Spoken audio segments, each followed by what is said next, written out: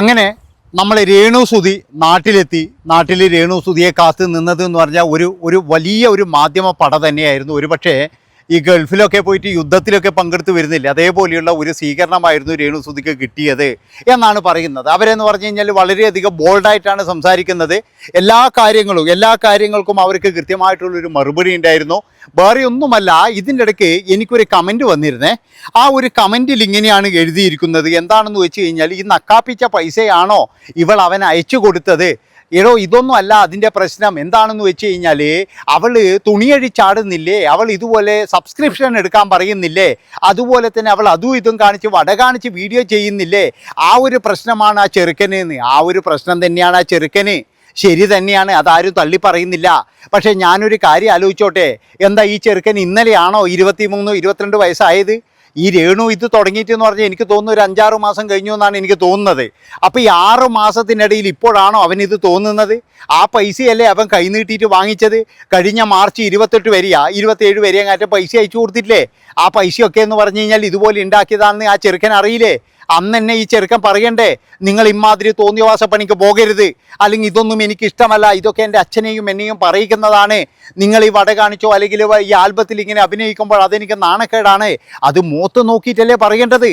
അതല്ലേ പറയേണ്ടത്. അല്ലാതെ എന്ന് പറഞ്ഞു കഴിഞ്ഞാൽ അവിടെ കിടന്നിട്ട് എന്ന് പറഞ്ഞാൽ എൻ്റെ ഡ്രോമയ്ക്ക് കാരണം മുഴുവൻ രേണുസുതിയാണ് എന്ന് പറഞ്ഞുകൊണ്ട് കാര്യങ്ങൾ നടക്കുമോ?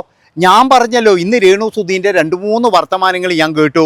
അതുപോലെ തന്നെ സുധി കൂടെയുള്ളപ്പോൾ അവർ പറയുന്ന കാര്യങ്ങൾ ഞാൻ കേട്ടു. സുധി കൂടെയുള്ളപ്പോൾ അവർ പറഞ്ഞൊരു കാര്യമുണ്ട്, എന്താണെന്നറിയാം? അത് കേൾക്കണമെങ്കിൽ നിങ്ങൾ ഇത് കേട്ടോ. ആദ്യത്തെ റിലേഷൻഷിപ്പിലുള്ള മോനാണ് രാഹുൽ. അല്ല, ഇത് പറയുന്ന പുള്ളിക്കാരിക്ക് ഇഷ്ടമല്ല, കാരണം പുള്ളിക്കാരിയുടെ മൂത്ത മോനാ ഇത്. അതാണ് ഞാൻ പറഞ്ഞത്. അതായത് രേണുവിന് പോലും പറയുന്നത് ഇഷ്ടമല്ല എൻ്റെ 2ാമത്തെ മോനാണെന്നോ അല്ലെങ്കിൽ കഴിഞ്ഞ ബന്ധത്തിലുള്ള മോനാണെന്നോ ഒന്നും പറയുന്നത് രേണുവിന് പോലും ഇഷ്ടമല്ല എന്ന് സുധിയാണ് പറയുന്നത്. അപ്പോൾ അതുപോലെ കാര്യമായിട്ട് തന്നെയാണ് ചെറുക്കനെ നോക്കിയത്. പക്ഷെ ഇപ്പോഴെന്താണെന്നറിയില്ല, ചെറുക്കൻ എന്തോ ഒരു വലിയൊരു പ്രശ്നമുണ്ട്. ആ പ്രശ്നം എന്താണെന്നാണ് അറിയേണ്ടത്. ഇവിടെ പല ആൾക്കാരും പോയിട്ടെന്ന് പറഞ്ഞാൽ അവരുടെ കണ്ടൻറ്റും അവരുടെ പൈസക്കും വേണ്ടിയിട്ട് ചെയ്യുന്നതാണ്. അത് മനസ്സിലാക്കി. ഒരുത്തൻ്റെ ജീവിതം ഇങ്ങനെ നശിപ്പിച്ചിട്ടോ അല്ലെങ്കിൽ ഒരുത്തൻ്റെ ജീവിതം വെച്ചിട്ടൊന്നും ഒരാളും കളിക്കാൻ പാടില്ല എന്ന് എനിക്ക് പറയാനുള്ളൂ. ഇപ്പം രേണുവിനെ തന്നെ എന്ന് പറഞ്ഞു കഴിഞ്ഞാൽ രേണുവിന് ഇഷ്ടമുള്ള പോലെ നടക്കട്ടെ. നമുക്കെന്താ, ഈ രേണു ഒന്നും നമ്മളെ സഹോദരിയോ അല്ലെങ്കിൽ നമ്മുടെ ബന്ധു ഒന്നും അല്ലല്ലോ. വേണമെങ്കിൽ പോയി കാണുക, ഇല്ലെങ്കിൽ മിണ്ടാതിരിക്കുക, അത്രയേ ഉള്ളൂ. ഇപ്പോഴും രേണു പറയുന്ന വേറൊരു കാര്യം എന്താണെന്ന് വെച്ചാൽ, ഒരു 6 മാസത്തിനുള്ളിൽ രേണു വീടെടുക്കും.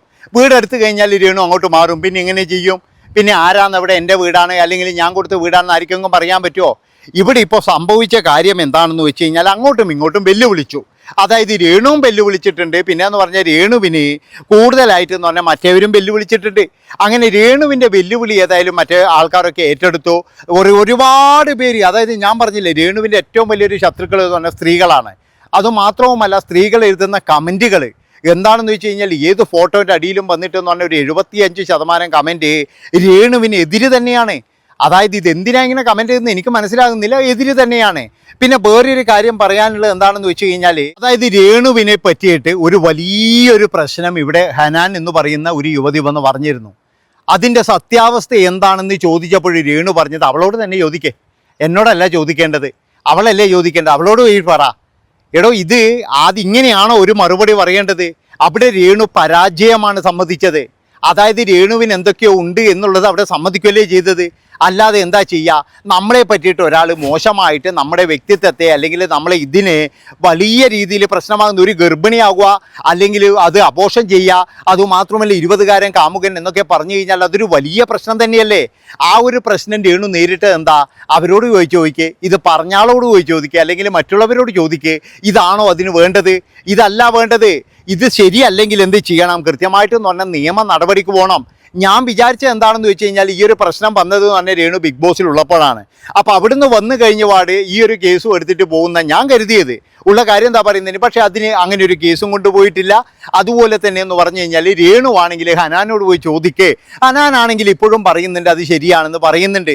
അപ്പോൾ അവിടെയൊക്കെ എന്ന് പറഞ്ഞാൽ രേണുവിന് വലിയൊരു പരാജയമാണ്. അതെന്ന് പറഞ്ഞാൽ രേണുവിന് കുറച്ച് നെഗറ്റീവും ആയിട്ടുണ്ട്. അതാണ് മനസ്സിലാക്കേണ്ടത്. ഇനി അതില്ലാത്ത കാര്യമാണെങ്കിൽ അത് തെളിയിക്കാൻ വേണ്ടിയിട്ട് കേസ് കൊടുക്കല്ലേ വേണ്ടേ? അങ്ങനെ ഒരു സംഭവം നടന്നിട്ടില്ല.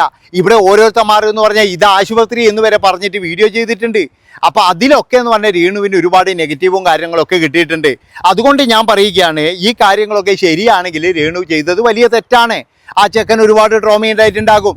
കാരണം എന്താണെന്ന് വെച്ചാൽ താൻ അമ്മ എന്ന് വിളിക്കുന്നത് മറ്റേ എന്താ പറയുക ആദ്യത്തെ അമ്മയല്ല, അല്ലെങ്കിൽ രണ്ടാമത് കിട്ടിയനെയല്ല, ഈ രേണുസുധീനെ തന്നെയാണ് ആ ചെറുക്കൻ അമ്മയായിട്ട് കണ്ടത് എന്നാണ് എനിക്ക് തോന്നുന്നത്. അതല്ലാതെ എന്ന് പറഞ്ഞു കഴിഞ്ഞാൽ വേറെ രണ്ടാം അമ്മേനെയൊന്നും ഒരിക്കലും കണ്ടിട്ടില്ല. സ്വന്തം അമ്മയെക്കാളും സ്നേഹമായിരുന്നു രേണുസുധിയോട് എനിക്ക് മനസ്സിലാകുന്നുണ്ട്. പക്ഷേ എവിടെയാണ് എന്താണ് സംഭവിച്ചതെന്ന് നമുക്ക് ആർക്കും അറിയില്ല. ഇപ്പോഴത്തെ ഒരു കാര്യം ചെറുക്കം വന്ന് പറഞ്ഞ കാര്യം എനിക്ക് ആ പി കേസ് ഉണ്ടാകും എന്നൊക്കെ പറയുന്നുണ്ട്. അവിടെയും നമുക്ക് സംശയമാണ്. അതായത് ആ ചെറുക്കൻ എന്തെങ്കിലും ചെയ്തിട്ടുണ്ടോ, അല്ലെങ്കിൽ ആ ചെറുക്കൻ എന്തെങ്കിലും വേണ്ടാധീനങ്ങൾ പോയിട്ടുണ്ടോ, ഇങ്ങനെയുള്ള ഒരുപാട് സംശയങ്ങൾ.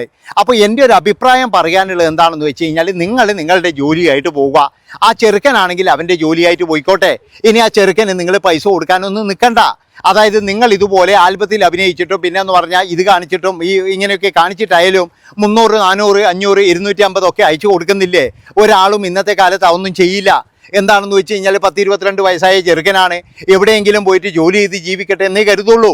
അല്ലെങ്കിൽ തന്നെ എന്ന് പറഞ്ഞു കഴിഞ്ഞാൽ 22 വയസ്സായ ഒരുത്തൻ അമ്മേ പൈസ എന്ന് വേണമെന്ന് പറയുന്നത് തന്നെ നാണക്കേടാണ്. 20 വയസ്സായി കഴിഞ്ഞാൽ പഠിത്തമൊക്കെ കഴിഞ്ഞാൽ അവനവൻ്റെ വഴിക്ക് അവനവൻ കുറച്ച് പൈസയൊക്കെ ഉണ്ടാക്കണം. അല്ലാതെ എന്ന് പറഞ്ഞാൽ എപ്പോഴും എനിക്ക് പൈസ വേണം.